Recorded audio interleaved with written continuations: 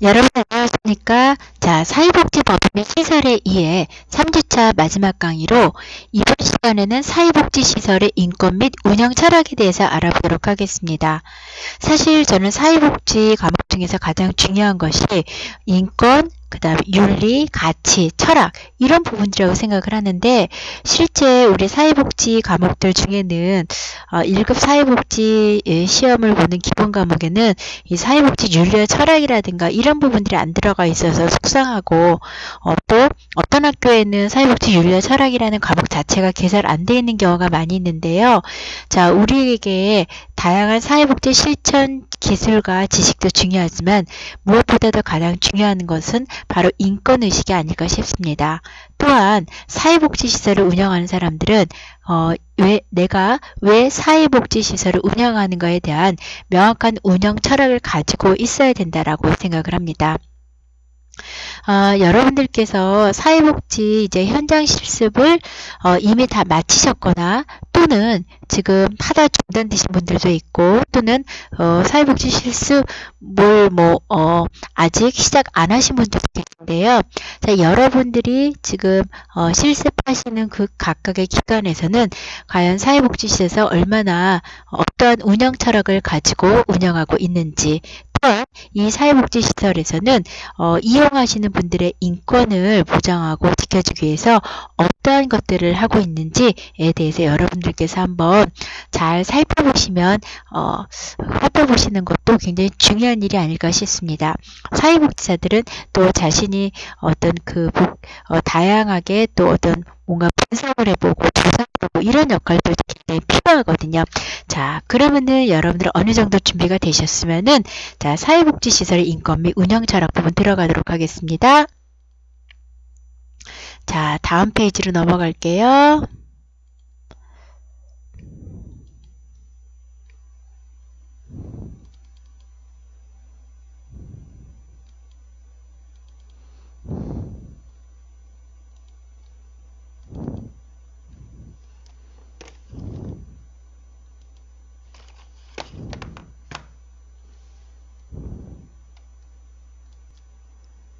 예, 자, 사회복지시설의 인권 및 운영 철학 네 번째 파트죠.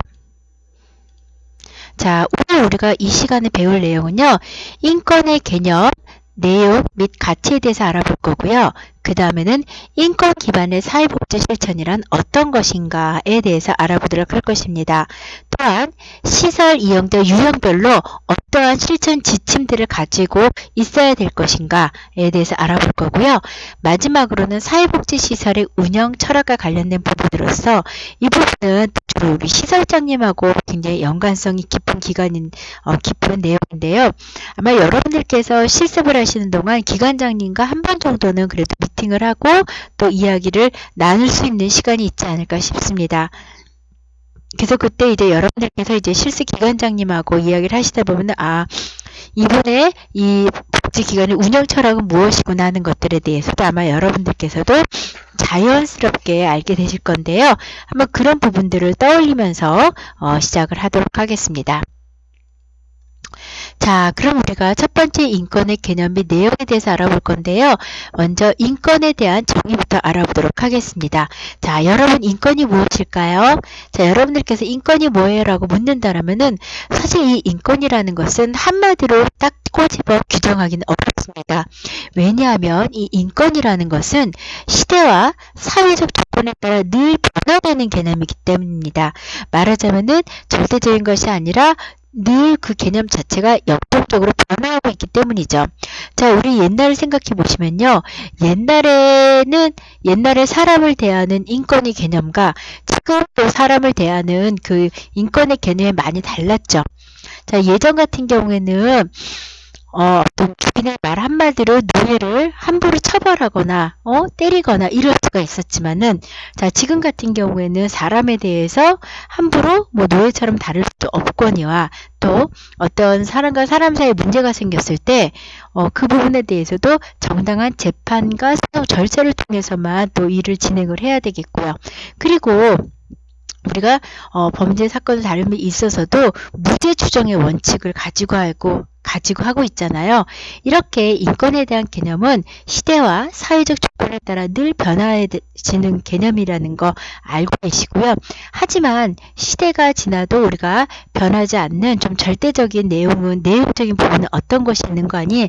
우리가 인권인 뭐예요? 사람인이죠. 사람인에다 권리 권자예요. 그래서 사람의 권리에 대한 거예요. 자, 그래서 사람이기 때문에 당연히 가지는 권리예요. 자, 이 사람이 여성이건 남성이건, 이 사람이 나이가 많건 적건, 그리고 이 사람이 가진 것이 많건 적건, 또한 이 사람이 어떠한 인종이건 뭐 이런 것들에 상관없이 이 사람이 사람이라는 이유만으로 당연히 가지게 되는 권리를 가리켜서 우리가 인권이라고 합니다. 또한 우리가 사람답게 살아야지 이런 얘기를 많이 하시죠. 사람이 사람답게 살아가기 위해서라면은 반드시 누구에게나 보장돼야 되는 권리, 이런 것을 가리켜서 우리가 인권이라고 말한다는 이 개념에는 변화가 없습니다. 자, 그렇다라고 하면 우리가 인권이라는 것이 잘 지켜주고 있었는지 한번 또 사회복지시에서 이 인권은 어떻게 지켜주고 있는지 또 자세히 살펴보도록 하겠습니다. 자, 우리가 인권의 내용은 시대와 역사에 따라 다 바뀐다 그러는데요. 자, 먼저 제1세대 인권 개념입니다. 자, 가장 이제 말하자면 원시적이고 고정적인 인권의 개념입니다. 그래서 제1세대 인권으로는 자유권 혹은 시민 정치적 권리라고 해서요. 자, 먼저 1세대 인권으로는요. 어떤 내용들이 있는가 볼까요? 먼저 차별로부터의 자유. 그리고 인간이라면 차별받지 않을 자유가 있어야 되겠고, 또 인간의 생명과 자유 그리고 안전에 대한 권리가 있어야 되겠고, 노예나 기타 자발적이지 않은 예속 상태로부터의 자유. 자, 이때가 이제 그 옛날에 노예제도가 있던 시기, 그때 이제 나왔던 얘기거든요. 다음, 고문이나 비인간적인 처우 또는 처벌로부터의 자유가 있겠고요. 또한 자의적인 체포, 구금, 추방으로부터의 자유, 그리고 공정하고 공개적인 재판을 받을 권리, 그리고 사생활 및 통신에 간섭받지 않을 권리, 또한 재산을 소유하고 자의적으로 박탈당하지 않을 자유. 자, 이것이 말하자면 가장 고전적인 1세대 인권으로서 이것은 주로 어떤 내용이 많이 있어요? 무슨 자유에서 자유권과 관련된 내용들이 많이 규정이 되어 있고요. 또는 시민 또는 정치적인 권리가 또 이렇게 제시가 되어 있습니다. 자, 다음요. 자, 2세대 인권에 대한 부분입니다. 자, 2세대 인권은요, 그보다 이제 또 한 단계 더 나아간 개념이에요. 자, 그래서 사유권 혹은 경제, 사회, 문화적 권리를 지칭을 하고 있습니다. 자, 여기 보시면은요, 사회 보장에 대한 권리. 아까 우리가 사회복지시설의 역사에서도 이제 첫 번째가 사회복지시설에 대한 어떤 격리, 억압에 대한 그런 사회 방위적 단계가 첫 번째고, 두 번째가 사회 보장에 대한 단계였죠. 마찬가지로 사회 보장에 대한 권리가 있고요. 그리고 여기서는 일할 수 있는 권리, 또한 실업으로부터 보호받는 권리가 들어가 있고요. 그리고 유급 휴가 등 휴식과 여가를 가질 권리. 자, 여러분들 이제 직장 생활하게 되면은 이제 처음에 근로계약할 때 나의 유급 휴가가 언제이고, 또 업무 시간 중에 뭐 점심 시간은 휴게 시간이 되고 뭐 이런 것들에 대한 내용도 적혀 있을 거예요. 자, 다음 건강 및 행복에 필요한 생활 수준을 누릴 수 있는 권리. 그리고 교육을 받을 권리, 그리고 문화생활에 참여하고 과학의 혜택을 누릴 권리, 이런 것들이 자 2세대적인 인권의 내용에 들어가 있습니다. 다음 3세대 인권은요. 집단권 혹은 연대의 권리예요. 그래서 앞에 1, 2세대 권리가 주로 국가하고 한 개인 간의 관계를 중심으로 각 개인들에게 보장돼야 될 권리를 설명하고 있다라고 하면은 이 3세대 권리는 특수한 어떤 집단의 권리라고 말을 할 수가 있겠습니다. 자, 이해되세요? 자, 그래서 자, 우리 인권도요. 시대와 역사에 따라서 변화가 되어 왔고요. 그래서 1세대 인권에는 어떤 내용이 들어가 있고 2세대 인권에는 어떤 내용이 들어가 있는지, 그리고 3세대 인권은 집단권 혹은 연대의 권리가 있다라는 거 기억해 두시면 되겠습니다. 자, 그러면서 이제 우리가 인권에 대한 내용에 대해서 간단하게 알아보았고요. 자, 그럼 이제 우리 인권이 추구하는 다양한 가치들 중에는 어떤 것들이 있는지 알아볼까요? 자, 우리 인권이 추구하는 가장 중요한 가치들, 굉장히 중요한 것들 많이 해왔는데요. 자, 인간에게 뭐니뭐니도 가장 중요한 건 뭐예요? 생명이죠. 그래서 이 세상에 어떠한 것도 생명보다 더 중요한 것은 없고, 또 생명은 또 누구든지 존중을 받아야 되는 그런 중요한 가치죠. 그 다음 우리가 자유라는 것, 이 자유라는 것이 얼마나 중요한 개념인지 지금 이렇게 자유롭게 사시는 여러분들은 모르시는데, 자, 우리 미국에 있었던 노예 해방전쟁 이런 것만 봐도 이 자유라는 것이 얼마나 중요한 가치인가, 우리가 인권이라는 것을 보장하기 위해서 이 자유라는 것이 얼마나 중요한 가치인가에 대해서는 여러분들께서 아마 잘 알고 계실 겁니다. 그런데 이 자유하고 또 같이 항상 세트처럼 나오는 개념이 있죠. 자유와 평등입니다. 자, 우리 사회복지에서 보면요, 자유를 중요시하게 되면은 또 평등이라는 가치가 조금 마치 시소의 양 끝에 있는 개념과 같아요. 그래서 시소의 한쪽 끝에 자유가 있다라고 하면은 시소의 한쪽 끝에는 평등이 있어요. 그래서 자유를 더 중요하게 하면 어떻게 해요? 평등이라는 가치가 또 떨어지게 되고, 또 지나치게 평등을 중시하게 하다 보면은 자유라는 가치가 침해를 받아요. 그래서 우리가 이 자본주의 국가에서는 자유하고 평등을 적절하게 이 균형과 조화를 이루는 것이 굉장히 어려운데요. 참 우리 이제 이 자본주의 국가에서 이 자유와 평등이라는 개념과 가치를 또 추구하는 데 있어서 우리 사회복지의 역할이 굉장히 큽니다. 자, 그 다음 사회적 책임에 대한 부분이 있죠. 자, 우리가 예전에는 이렇게 어떤 빈곤이며 이런 것들을 다 개인적인 책임에서 많이 찾았지만은, 이제는 우리가 어떠한 사회에서 생기는 문제들에 대해서는 사회적으로 또 구조적인 책임을 또 가져야 되겠고요. 또 인권 또한 우리 사회가 지켜줘야 될 책임을 가지고 있죠. 그리고 평화, 그리고 자연과의 조화. 예. 자, 이 모두가 우리 인권이 추구해야 되는 가치라는 거 알고 계시고요. 자, 다음은 우리가 사회복지 실천을 할 때 제가 아까 말씀드렸다시피 우리는 무엇에 기반을 두고 해야 된다고요? 인권에 기반을 두고 사회복지 서비스를 실천해야 됩니다. 인권 기반 없이는 사회복지 서비스를 실천하면 절대 안 됩니다. 자, 그래서 우리가 인권 기반의 접근이 무엇인가 아는 것이 중요한데요. 왜 인권 기반으로 접근해야 되는지 그 중요성에 대해서 한번 알아볼까요? 자, 우리가 보면요, 사회정책이 정치, 경제의 잔여적인 영역이 아니라 모든 정치, 경제의 목적이 되는 핵심 영역으로 격상한다라고 생각하시면 되겠습니다. 자, 우리가 사회정책이 정치라든가 경제정책의 어떤 하위 개념이 아니에요. 정치라든가 경제의 어떤 정치정책이라든가 경제정책이라든가 이것의 핵심적인 목적은 뭐예요? 핵심이 되는 영역은 바로 이 다 사회정책이라는 것이죠. 자, 이해되세요? 자, 다음 인권적인 접근은 서비스를 받더라도 사람을 비굴하게 만드는 것이 아니라 균형성을 유지할 수 있게 해줄 효과를 낳는다. 자, 우리가 예전에는요, 어떤 사회복지 서비스를 받는 사람들, 일명은 그런 사람들을 가리켜서 옛날에 소외자라고 불렀어요. 그래서 서비스를 받으니까 자, 좀 뭐라 그러나 이 낙인 효과도 찍고 또 이렇게 아무래도 행정 편의적으로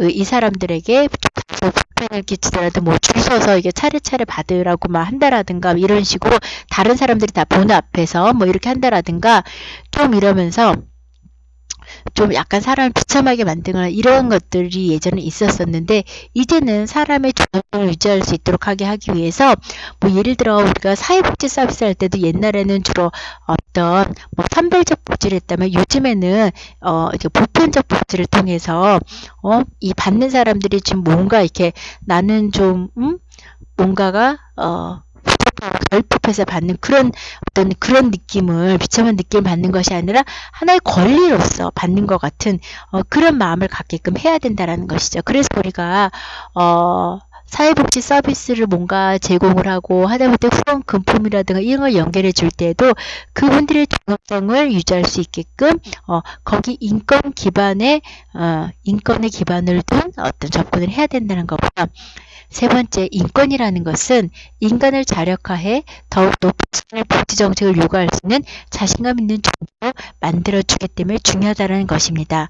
자, 우리가 서비스를 받는 사람들을 갖다가 수동적인 존재가 아니라 능동적인 행위 주체로서 보고요. 그리고 예전에는 이제 이걸 받는 거에 대해서 굉장히 이제 옛날에는 제가 초창기 사회복지 현장에 나올 때만 해도 사회복지 시설이나 기관에서 서비스를 제공하면 이렇게 해주는 것만으로도 감사합니다. 이렇게 얘기를 했지만은 이제는 그분들이 굉장히 어떤 의식이 높아졌어요. 그래서 여기 복지기관의 수준이 이렇게 좀 더 높아져야 되는 거 아니냐, 이런 것들, 절차나 이런 것들이 개선되어야 되는 게 아니냐, 이런 것들에 대해서 개선이라든가 이런 걸 요구할 수 있을 만큼의 어떤 자존감이라든가 자신감, 이런 것들이 많이 생겼다라는 것이죠. 이렇게 좀 이 인권 기반 접근의 중요성은 굉장히 우리가 사회복지 서비스를 실천하는 데 있어서 굉장히 기본적이고 중요한 개념이고요. 그리고 또한 우리가 이 인권이라는 것만 잘 알고 있으면요, 정책을 어떻게 시행해야 될지 굳이 막 이렇게 어떤 정책에 대한 아이디어를 짜내고 고민하지 않아도 돼요. 왜냐면 우리가 이 인권이라는 어떤 목록이라든가 작동 방식, 이 인권이라는 매뉴얼을 참고해서 정책을 어떤 시행 평가할 수 있는 객관적 기준을 이렇게 마련한다라고 하면은 굉장히 이제 이런 것들이 한마디로 모든 것을 인권의 중심을 맞춰서 만들면은 굉장히 모든 것들이 순리적이고 나중에 이것이 정말 인권 중심으로 서비스가 실천됐는가 확인하기 되게 쉽습니다. 그리고 어떤 정책이나 프로그램을 개발하기도요, 굉장히 쉽습니다. 인권 기반으로 하면요. 그리고 우리가 어떤 문제가 생겼어요. 사회복지 실천 현장에서는요, 늘 제한된 어떤 자원이 제한되어 있기 때문에 또 이런 것들에 대해서 늘 갈등을 일으키고, 자, 이런 것들 중에서 어떤 것을 먼저 우선순위를 결정해야 되지, 뭐 이런 것들, 그리고 어떻게 실행을 해줘야 되지, 이런 것들에 대해서 항상 논란이 벌어질 수가 많이 있거든요. 이럴 때 싹 교통정리를 해주는 것이 뭐예요? 인권 기반 접근입니다. 어떻게 하면은 이것이 인권 기반적인 접근이 되는 것이지, 이렇게 생각하면은 이런 모든 혼란과 방법들이 다 정리가 됩니다. 따라서 우리가 보편적인 인권으로 정책에 접근하면은 모든 것들이 어떤 논란으로서부터 싹 해방된다는 그런 얘기고요. 자, 그럼 인권 기반의 사회복지 실천에 대해서 우리가 다시 한번 조금 요약 정리를 해볼까요? 인권이라는 시대적 조류에서 사회복지가 주변인이 되어서는 안 된다. 즉, 우리 인권이라는 시대적 조류에서는 사회복지가 주변인이 아니고 중심이 돼야 되겠고요. 그리고 인권에 대한 사회적 합의는 사회복지에 대한 사회적 철학적 지지의 배경이 된다라는 것이고요. 자, 그 다음 인권은 사회복지 서비스의 주객 정치를 바로 세운다. 자, 우리가 사회복지 서비스에 있어서 아까 전에 우선순위라든가 교통정리를 싹 해준다고 그랬죠? 인권이라는 개념은 우리가 왜 일을 하는지를 우리 자신에게 설득할 수 있다. 사실 이 개념 되게 중요한데요. 우리가 일을 하다 보면은 굉장히 어느 순간 타성에게 젖어서 일을 할 수가 있는데, 우리가 늘 항상 매 순간순간마다 인권이라는 것을 개념을 항상 머릿속에 생각을 해두고 일을 하면요, 내가 왜 이 순간 이 일을 하는지, 이 일을 하는 것은 장애인들의 어떤 인권을 위해서 그리고 사회적 소수자들의 인권을 위해서 하는 거라는 것을 나 자신에게도 명확하게 이해하고 설득시킬 수가 있다는 거고요. 인권하고 사회복지는 다른 개념이 아니에요. 보통 우리가 인권이라고 하면 어떤 운동적인 개념보다 뭔가 진보적인 개념이라고 생각을 하시지만은 사회복지 서비스 자체는 당연히 이 인권이라는 것을 그 기반으로 해서 그 위에서 실천이 되어야 되는 거기 때문에 인권과 사회복지는 어떻게 보면 같은 개념이라고 보시면 돼요. 그리고 사회복지사는 인권 옹호자이다. 당연한 말씀이죠. 자, 우리가 사회복지사는 다양한 역할들을 가지고 있습니다. 지역사회 교육자로서의 역할, 그리고 또 사회복지사들 행정가로서의 역할도 가지고 있고요. 그리고 또 어떤 중개인, 매개인의 역할도 하지만은 또 중요한 것은 우리가 사회적으로 굉장히 억압받고 착취받고 또 소수라서 차별 대우를 받고 있는 이런 사람들에 편에 서서 또 이 사람들의 입장을 대변해주는 어떤 인권 옹호자로서의 역할도 굉장히 중요합니다. 더욱이 발달 장애인처럼 스스로가 자신의 인권을 옹호하지 못하는 계층에 있어서의 사회복지사는 인권 옹호자로서의 역할이 더욱 중요하겠죠. 자, 그 다음에 인권민주주의 리더십이다. 뭐 이런 부분에 대해서도 여러분들이 반드시 알고 계셔야 되겠고요. 자, 그러면 우리가 시설 유형별로 인권이 어떻게 실천되고 있는가? 이거를 한번 알아보도록 하겠습니다. 자, 우리가 사회복지 실천 현장에 직접 가보는 이유가 우리가 배웠던 내용들이 과연 사회복지 실천 현장에서는 어떻게 적용되어지고 있는가를 직접 가서 눈으로 보고 파악하고 또 내가 배웠던 내용을 현장에 어떻게 실무에 연결시키지 이런 거를 알아보고 경험해보기 위해서 실습을 하러 간 거잖아요. 자, 그래서 우리가 아동복지시설에서는요, 어떤 식의 인권 실천이 이루어지고 있냐면요. 자, 여러분 국제협약이라고 들어보셨어요? 자, 1989년 11월 20일 유엔총회에서 만장일치로 채택된 아동의 권리에 대한 국제협약이 있어요. 그래서 우리도 이 국제협약을 지키기로 했거든요. 자, 그래서 이 아동권리협약이 지키는 의의는요. 자, 아동의 권리에 대해서 사실 국가별로 세계적으로 개념이 다 다르잖아요. 그런데 이 국제아동권리협약은 말 그대로 아동의 권리에 대해서 전 세계적인 개념 정의를 부여했죠. 자, 우리나라 같은 경우 아이들 함부로 근로를 시키거나 하면 안 되지만 저게 또 개발도상국 같은 데에서는 어린 아이들에게도 굉장히 막 힘겨운 노동을 시키는 경우도 여러분 텔레비에서 많이 보셨잖아요. 그죠? 그래서 이렇게 아동의 권리에 대한 개념이 국가별로 틀리지만은 여기에 대해서 좀 보편적인 전 세계적인 개념 정의를 부여했다는 점에서 큰 의의를 가지고 있고요.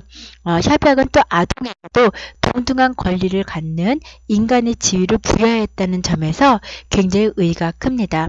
사실 우리가 아이들은 어떤 존재예요? 힘이 없고 약하고 아직 성인이 안 된 존재이단 말이에요. 그러다 보니까 아이들의 권리는 어느 순간부터인가 힘이 약하다 보니까 좀 자연스럽게 또 이렇게 선거권도 없고 투표권도 없다라는 이유로 굉장히 이렇게 아이들의 권리가 무시되거나 이런 일이 많이 있는데 아이들도 비록 말하자면 작은 인간이잖아요. 그렇기 때문에 인간으로서 당연히 어떤 권리를 부여받아야 된다는 점이죠. 자, 그래서 이 국제 아동권리 협약이 가진 의의를 보시면 아까 첫째, 둘째는 앞장에서 봤었죠. 세 번째, 협약에서 사용하는 권리는 더 이상 아동에 관해서 시혜적인 접근이 아니라 얘네들도 시민이라는 것이죠. 시민적 정치적 접근으로 변경할 것을 주장하고 있고요. 협약은 아동에 대한 정치적인 관심을 증가시켰고 또한 협약에서 규정된 정부 관련 기관의 연계를 통해서 원조 정책의 역동성을 부여할 수 있다. 자, 그래서 우리가 이제 이 협약한 여러 국가들 같은 경우에 서로 연계를 통해서 또 이런 아동들을 원조하기 위한 이런 정책들을 같이 협의하고 논의하기도 하죠. 자, 그럼 이제 국제적인 거 말고 우리나라에서 나온 대한민국 어린이 헌장을 볼까요? 자, 대한민국 어린이 헌장은 어린이날의 참뜻을 바탕으로 해서 모든 어린이와 차별 없이 인간으로서 존엄성을 가지고 또 나라의 앞날을 이어갈 세 사람을 존중되며 아름답고 씩씩하게 자라나도록 함을 길잡이로 삼는다라고 돼 있죠.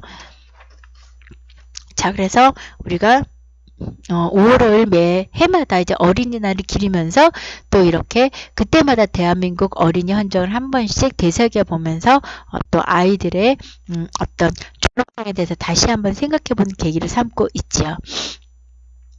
다음은 장애인 복지시설입니다. 이 또한 국제협약에서 그 이제 인권 실천에 대한 것을 찾아볼 수가 있겠는데요. 제61차 유엔 총회 보시면은요, 장애인 권리 협약에서 어떤 내용들이 이야기가 되었는고 하니 자율적인 선택권, 고유의 존엄성, 그리고 개인적인 자율성, 개인의 독립성에 관한 존중, 그리고 장애인 차별의 금지, 완전하고 실질적인 사회 참여와 사회 통합, 그리고 인류의 다양성과 인간성 부분으로서 장애의 다양성 수용에 대한 존중, 그 다음에 기회의 균등, 장애인 접근성, 양성의 평등, 이거 여기서 말의 양성은 여성장애인, 남성장애인 평등을 말합니다. 그리고 장애아동 역량 개발, 장애아동 정체성 보호를 위한 권리의 존중. 자, 사실은 우리가 장애인이라는 어떤 사회적 취약계층을 봐도 거기 보시면은 그 안에서도 아동, 장애, 아동이라든가 장애 여성은 더욱더 차별을 받기 힘든 어떤 이중 중복 처벌을 좀 받을 수 있는 그런 상황이 있기 때문에 이렇게 꼭 집어서 양성을 평등하게 해야 되고 장애 아동에 대한 이걸 따로 이렇게 꺼내 놓고 있는 것을 알 수가 있죠. 자, 한국 장애인 인권 헌정 우리나라 걸 볼까요? 1998년 12월 9일 대한민국의 특수성을 감안해서 국회에 의하여 헌정으로 채택이 되었습니다. 전 국민과 국가에 의하여 존중되기를 열망하면서 장애인 인권 헌정을 선포했죠. 자, 우리나라의 장애인의 인권은 88 올림픽을 계기로 이제 장애인 복지 등급제도도 생기고 그때부터 이때 장애인에 대한 인식이나 이런 것들이 이제 시작했다고 생각하시면 되겠고요. 자, 그리고 지금 이제 현재 우리나라는 또 장애인 차별 금지법도 있고요. 발달장애인 권리 구제에 대한 법률도 있고 이렇게 장애인들의 어떤 인권을 보장하기 위한 다양한 법률들이 지금 현재는 시행이 되고 있습니다. 자, 다음요. 자, 그럼 노인과 관련된 내용을 살펴보도록 할까요? 자, 노인과 관련해서 국제협약 보시면요. 노인을 위한 유엔 원칙은 1991년 12월 16일 유엔 총회에서 채택되는데요. 자, 우리 노인과 관련해서는 그 5가지 주요 원칙을 제시했습니다. 첫 번째가 자립이고요. 그리고 두 번째가 참여. 그리고 세 번째가 부부, 네 번째가 자아실현, 그리고 다섯 번째가 존엄에 대한 내용입니다. 자, 그럼 우리가 노인과 관련해서 인권을 실천할 때는 이 5가지를 갖다가 5가지 원칙을 이렇게 안중에 두고서 프로그램이나 모든 서비스를 실천을 하면은 절대로 틀릴 일이 없다라는 것이죠. 자, 우리나라의 노인인권에 대해서 한번 살펴볼까요? 자, 우리나라는 2004년도에 노인보호 전문기관이 설립되었습니다. 아까 전에 말씀드렸다시피 노인보호 전문기관은 노인학대를 예방하고 또 이런 부분 노인학대가 발생하였을 때 이에 또 개입해서 각종 서비스를 제공하는 기관이죠. 자, 그리고 2006년도에서는 보건복지부에서 노인복지시설 인권보호 및 안전관리 지침이라는 걸 만들어놨습니다. 그리고 한국노인복지시설협회에서는 노인복지시설에서 인권 매뉴얼을 만들었습니다. 그래서 또 노인분들의 인권을 지키기 위해서는 어떤 걸 해야 된다라는 것들을 제시하고 있고요. 그리고 여러분들 잘 아시는 국가인권위원회에서는 노인인권 지킴이단을 발족해서 노인들의 인권이 침해당하지 않도록 또 이를 모니터링하는 그런 기능과 역할들을 하고 있습니다. 자, 그럼 이제 사회복지시설의 운영 쪽으로 넘어가 볼까요? 자, 사회복지시설의 운영 철학 부분에 대해서 알아볼 텐데요. 자, 사회복지시설 운영의 이념적 패러다임 변화를 한번 볼까요? 자, 시대에 따라서 우리 그 사회복지시설을 운영하는 데 있어서 이념적 패러다임이 많이 변화가 했습니다. 자, 이제 예전에는 단지 제일 첫 번째로는 인권 보장하는 거 가장 기본이 되는 것이죠. 이제 이것만 좀 지키면 됐었는데 이제 그러다가 거기에서 하나 더 적극적인 개념으로 정상화의 철학이 나왔어요. 그래서 예를 들자면은 장애인이나 비장애인이나 똑같이 정상적인 생애 주기에 따른 어떤 정상적인 생활을 이뤄나가야 된다라는 것이죠. 그래서 뭐 더 이상 장애인들도 시설이 있을 것이 아니라 탈시설화해서 지역사회에서 사회 구성원으로 함께 살아가야 되고 이런 것들이 다 뭐예요? 정상화의 철학에 기반한 그런 내용이죠. 자, 그 다음 세 번째로는 사회통합의 철학입니다. 아까 말했다시피 비장애인과 장애인 다 모두 하나의 사회 구성원으로서 동등하게 사회에 어울려서 살아가는 그런 분위기고요. 그 다음 네 번째는 자립생활의 철학입니다. 아까 노인에서도 있었지만은 또 아동 쪽도 그렇고 장애인 쪽도 그렇고 자립생활을 위한 어떤 철학이 또 굉장히 또 중요시되었습니다. 더 이상 어떤 보호나 시해받는 것이 아니라 이 사람들 스스로 자립할 수 있도록 지원해야 된다는 이런 개념으로 패러다임이 한번 바뀌었고요. 그 다음 저 사람은 저게 문제야. 항상 우리는 그 사람의 단점이라든가 이런 거에만 관심을 기울인데요. 그럴 것이 아니라 강점 중심의 철학이라고 해서 어떤 누구든지 간에 그 사람만의 어떤 강점이 있단 말이에요. 그래서 우리가 그 강점을 어떻게 더욱더 개발시켜 줄 것인가, 이 사람의 강점을 어떻게 더 이제 문제나 이런 것보다는 그 사람의 약점보다는 강점에다가 우리가 전부 더 포커스를 맞추는 것으로 패러다임이 바뀌었고요. 이제 지금은 역량 강화의 철학 시대입니다. 이 한 사람이 가지고 있는 역량을 어떻게 하면 더욱더 강화시켜 줄 것인가, 자, 이런 시대로 지금 가고 있습니다. 자, 다음 인권 보장의 원리. 자, 인권 보장 아까 얘기했죠. 인권은 인간 자체로부터 갖는 권리예요. 내가 잘나서가 아니고 단지 인간이기 때문에 내가 스스로 부여받는 이런 권리입니다. 따라서 법 앞에 평등과 자유를 가지고 있고요. 인간은 존엄성과 행복 추구권 그리고 평등권 모두를 가지고 있다라는 것이죠. 다음 정상화의 원리. 자, 이 얘기는 아마 여러분들 장애인 복지론 수업 시간에 많이 들어보셨을 겁니다.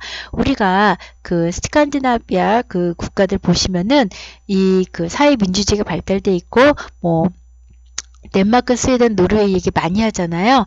이때 이제 1950년대 초반에 정상화라는 용어가 덴마크의 지적장애인 부모회에서 처음 이제 사용이 됐었죠. 그래서 이때까지만 해도 사실은 장애인들은 시설에 수용되어 있는 장애인들이 많았단 말이에요. 하지만 이때부터 장애인들도 일반인이라는 말은 여기서 비장애인입니다. 비장애인과 함께 같이 생활할 수 있게끔 해야 된다는 원리입니다. 그러니까 우리가 이 개념에 의거해서 탈시설화도 나오게 되었고요. 그리고 또 이 지역사회에서 아무런 사회적인 뭐 기반 시설이나 서비스라든가 도움 없이 이 사람들 보러 그냥 지역사회에 나와서 살라가면 그건 안 되는 거겠죠. 이 사람이 지역사회에서 비장애인과 마찬가지 똑같이 살아가려면 어떠한 도움이나 지원도 필요합니다. 근데 그런 것들도 당연히 제공돼야 될 하나의 권리를 보는 것까지가 정상화의 원리입니다. 다음 탈시설화의 원리입니다. 자, 우리가 1950년대 이제 미국의 수용시설에서는 어떤 특징을 가졌냐면 지역사회의 일상생활하고 시설생활은 굉장히 다르다는 거죠. 아무래도 좀 이렇게 그 단체 생활이다 보니까 지역사회의 우리 일상적인 어떤 자유로운 생활하고는 굉장히 다르고 규칙과 규율이 정해져 있어요. 그래서 아침 8시면은 일어나기 싫어도 억지로 아침 밥을 딱 정해진 시간에만 먹을 수 있고요. 그리고 또 보시면 프로그램 같은 거 이용하기 싫어도 이용해야 되고 그런 것들이 있었죠. 그리고 시설 직원과 시설 생활자 사이에는 근본적인 괴리가 있다. 이 얘기는 뭐는 거 아니에요? 시설에 있는 직원들하고 거기 거주시설에 생활하시는 분은 마치 수평적인 관계가 아니라 수직적인 관계로서 위에서 아래를 찍어 내리는 듯한 그런 관계에 있었기 때문에 굉장히 그 두 사람 간의 어떤 인간의 관계에 있어서는 굉장히 근본적인 괴리가 있다라는 거 아마 이해되실 거고요.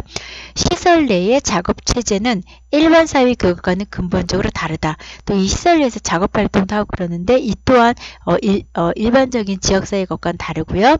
시설 생활자의 행동 양식 제도다. 자, 아까 말했다시피 거주시설이나 이런 데 같은 게 어떤 그 시설에 대한 규칙이나 이런 걸 두고서 다 거기에 맞게끔 자 이게 옳은 거니까 다 따라와야 된다는 식으로 그런 식으로 이렇게 되어 있고 개인의 선택권이라든가 자기결정권이라든가 이런 부분들에 대해서는 많이 무시되는 경향이 있었죠. 이렇게 해서 시설에서 오래 생활하다 보면요. 시설 생활자는 내가 선택해서 할 수 있는 것도 없고 나에겐 자유도 없고 그냥 요새 시키는 대로 해야지만 그 생활이 유지되기 때문에 어떻게 돼요? 개인의 의지가 꺾여요. 개인의 의지가 꺾이게 되면 굉장히 무기력하게 된다는 것이죠. 그러면서 어떻게 돼요? 자존감도 낮아지고 나는 혼자서는 아무것도 할 수 없고 나는 이 시설에만 있어야 돼. 내 시설 밖에 나가면은 시설 밖의 환경은 너무 위험하고 날 지켜줄 수 없고 나는 혼자서 아무것도 할 수 없는 인간이야. 이렇게 생각을 하게 된단 말이에요. 그렇기 때문에 이렇게 예전에 수용시설 같은 경우에는 굉장히 시설형 인간, 시설 의존적인 인간을 그럼 만들었기 때문에 탈시설화가 필요하다는 얘기가 있었고요. 또 사실 이게 어떤 그 보수적인 정치인들의 또 운영 예상과도 또 맞물려서 또 이런 얘기가 나왔죠. 자, 그래서 여기까지는 얘기했고요. 제가 조금 더 이제 이야기할 거는 자, 우리가 예전 같은 경우에는 제 시설에 예전에 한 10년 전만 해도 시설 같은 데 가면요 다 단체복을 입게 했단 말이에요. 그래서 내가 이제 좀 예쁜 옷도 입고 싶고 내 취향에 맞는 옷도 입고 싶은데 굉장히 그 뭐랄까 단체복을 입게 했었는데 요즘에는요 어느 시설이나 어딜 가셔도 단체복을 입거나 하는 곳이 거의 없습니다. 하다못해 요양원이나 이런 데 같은 데 가도 단체복을 입는 것이 아니라 개인이 입고 싶은 옷을 선택해서 입을 수 있게끔 그렇게 이제 가고 있고요. 자, 사회통합의 원리입니다. 자, 우리 이 세상 사회는요, 다 함께 어울려 살아가도록 해야 된다라는 개념이죠. 그래서 사회통합은 사회 구성원 간에 또는 인간사회 여러 집단 또는 단체 간에 서로 결속력을 돋도록 도와주는 거예요. 그래서 지금 너는 너고 나는 나가 아니라 우리라는 개념으로 하나로 묶이도록 하는 거예요. 자, 우리가 각종 사회적 보험을 내는 것도 어떤 사회적 연대의식을 가지고 어려울 때 서로 돕는 거잖아요. 그죠? 이런 것들이 다 사회통합의 원리에서 나온 것들이고요. 그리고 물론 이 안에는 어떤 그 보호를 필요로 하는 요 보호자, 사회적 취약계층이 있을 수 있는데 이 사람들한테는 뭔가 어떤 시혜적인 거라든가 낙인 대신에 아까 말했던 대로 이 사람들이 가지고 있는 역량과 강점을 적극적으로 개발할 수 있는 긍정적인 프로그램 개발로 지금 이제 사회복지시설의 운영 철학이 바뀌고 있다는 것이죠. 그래서 예전하고 다르게 요즘에는 이제 굉장히 사회복지 서비스 프로그램 보시면요. 강점, 강화, 역량 강화 프로그램 이런 것들이 주류를 이루고 있는 것들이 다 이러한 사회복지시설의 운영 철학 패러다임의 변화와 연관이 있다라는 것이고요. 그 다음에 사회화라는 게 뭐예요? 자, 우리가 사회에 잘 적응할 수 있게끔 되는 것이 바로 사회화인데 서로 이 지역사회에서 상호교류를 통해서 서로 어떤 동질감을 느끼게 하는 거고요. 그리고 우리가 예전엔 시설이 되게 폐쇄적이었거든요. 하지만 요즘엔 지역사회하고 되게 열려져 있고요. 언제든지 또 지역사회에 있는 사람들이 그 안에 들어갈 수 있게끔 이렇게 만들고 있습니다. 자, 그럼 그 다음에 우리가 사회복지시설의 운영철학 보시면 시설 운영자, 여러분들이 보셨던 그 시설장님들을 한번 생각해 보시면 될 텐데요. 먼저 내적인 자질은 어떤 게 있냐면은 신뢰성과 사고의 원만함, 그 다음에 열정, 그리고 업무에 대한 충분한 경험을 가지고 있어야 되겠고, 사리사욕이 있어서는 안 되겠고, 관리 능력이 몸에 배어 있어야 되겠고, 또 직원의 사기 진작 등 어떤 시설 내부 전반을 장악할 수 있는 능력이 있어야 돼요. 그리고 직원 행동들을 잘 파악하고 긍지를 갖도록 해주셔야 되고 또 시설 운영의 목표를 직원들에게 납득을 시키고 또한 업무 분담을 공정하고 명확하게 하는 게 되게 중요하죠.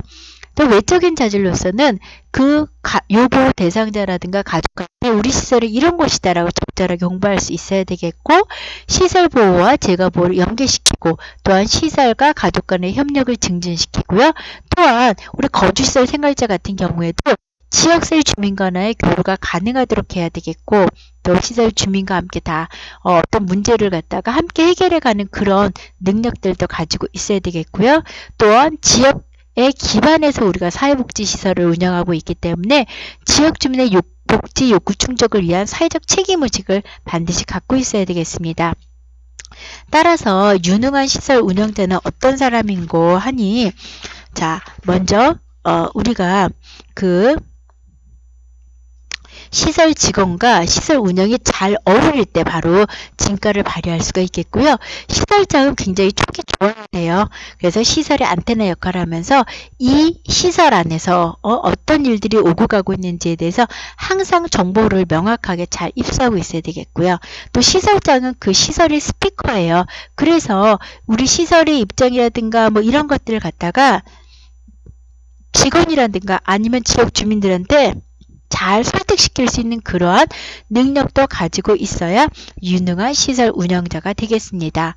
자, 드디어 끝났습니다. 자, 여러분 장시간 너무 고생 많이 하셨고요. 자, 우리가 오늘은 또 사회복지 시설의 인권 및 운영 철학에 대해서 3주차 알아보았습니다. 그리고 이번 3주차의 강의는 저희가 간단한 여러분들이 수업 시간에 배웠던 내용들을 잘 이렇게 생각하시면은 그 안에서 답을 쓰실 수 있는 간단한 퀴즈 세 문제 준비해 놨거든요. 그래서 그 퀴즈 한번 여러분들 풀으시고 저한테 그 퀴즈를 제출을 하시면 되겠습니다. 어렵지 않게 바로 10분 이내에 쓸 수 있는 거예요. 아셨죠? 예, 자, 너무 고생 많이 하셨습니다. 수고하셨습니다.